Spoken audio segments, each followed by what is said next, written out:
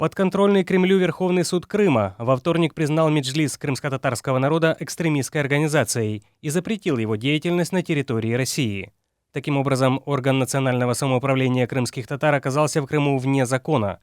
Суд полностью удовлетворил требования российского прокурора аннексированного полуострова Натальи Поклонской. Еще до решения суда она приостановила деятельность Меджлиса, а запрет объяснила многочисленными просьбами крымских татар, однако подтвердить факты этих просьб невозможно.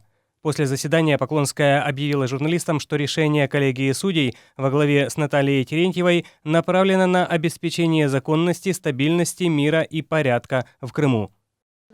Ну, посмотрите, какая это была деятельность. Она отнюдь не направлена была на благо народа, она была не направлена на то, чтобы рассматривать какие-то обращения крымско-татарского народа.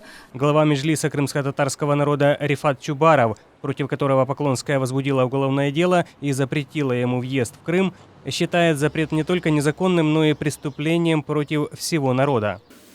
В Сімферополі було прийнято неправомірне, злочинне рішення окупаційним російським судом щодо визнання діяльності Меджлісу екстремістською та заборони його діяльності.